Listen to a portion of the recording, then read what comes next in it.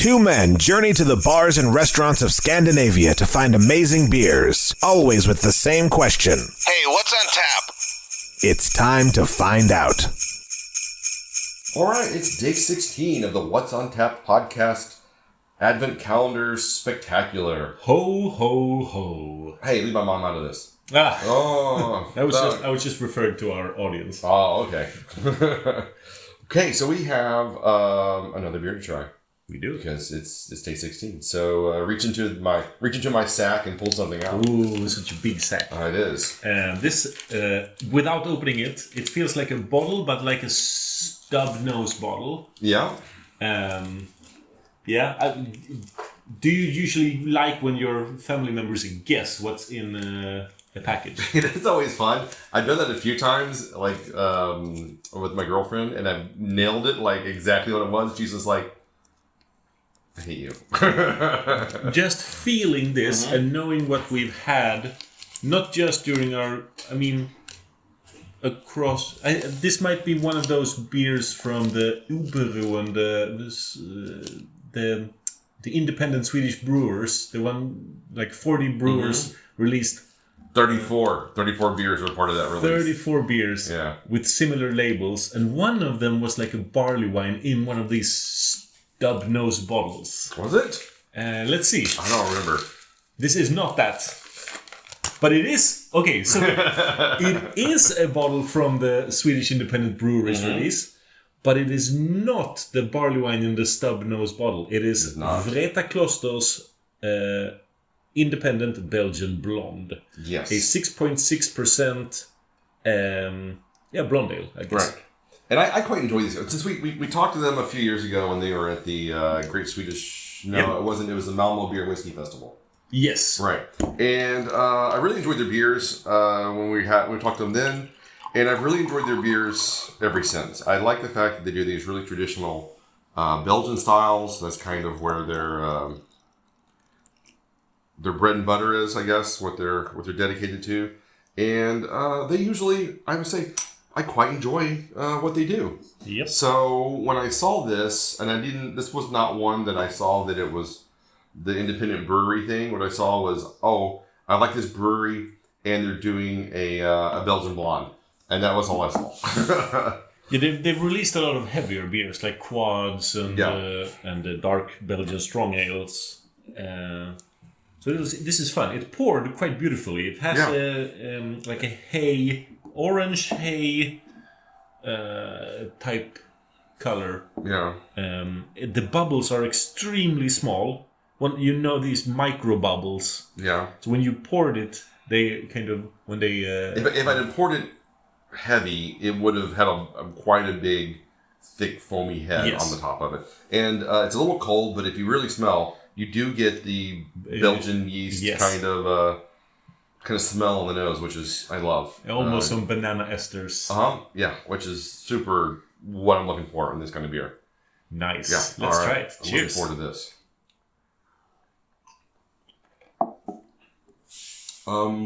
Like I said, it's a little cold, maybe a little too cold. This hasn't been out of my fridge very long, so unfortunately, the essence is there, and I have a feeling like if we gave this like 10 minutes or whatever to warm up, it would be you would really get a lot out of this. But right now, it's a little muted because it's a little too cold. Yeah, but I think this is how many Belgian places would serve a Belgian blonde. It starts out cold. This isn't supposed to be a sipper. It's not like a quad.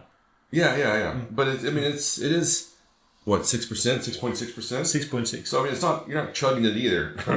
The Belgians drink their 6% beer like the Germans drink their 4.5%. Shots fired. Now, and I'm gonna get cancelled in one country and hailed as a beer connoisseur in the other. I like it. I think this is a beer style that benefits from starting cold. Yeah. So provided that we have something left in our glasses when it starts to warm up, I think we will get a journey. But even now, when it's cold, it's good.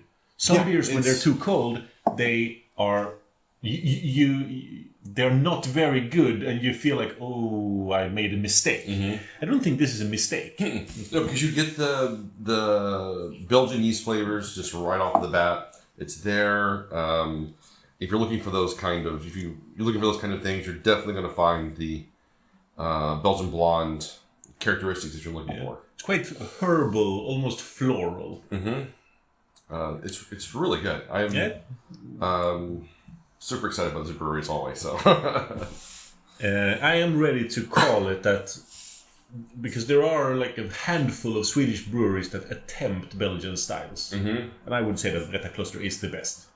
Yeah, I would have to agree. Like, even when it comes to your higher profile, like Steel Baguette or Apollo or whatever. Do they usually do? Have they done a lot of Belgian styles? They haven't, and that's the thing, is they've attempted them in the past.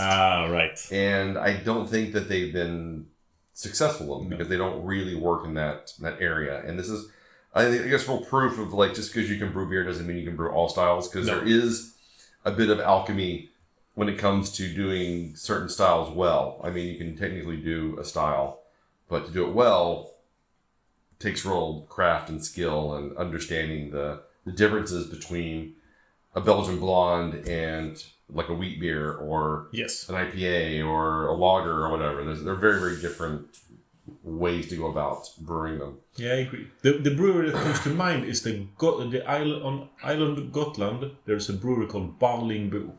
And they've made a number of Belgian styles, like triples and stuff like that, but they are not as good as this. No, they really are. These guys are really doing really great stuff here. I'm going to say easily the best Belgian brewer in Sweden. So what are you giving this? Right now, it's still a little too cold, but I think it'll land on a 375.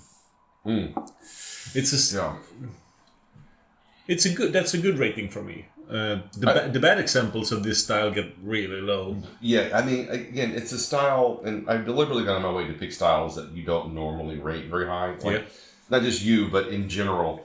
A Belgian blonde, what's a 5 Belgian blonde? It's somebody that drinks the same Belgian blonde like 100 times. And it's a 5 for them because it's just exactly what they want, and it rings all the bells for them, but you're never going to have like someone try a Belgian blonde and go, oh, this is a 5. So it's kind of like lagers as well. It's going to be like you get a 375 and you're like, that's probably pretty damn good. Yeah. Exactly. I like you working in a ring-belling pun in the Christmas episode. Yeah, so I try.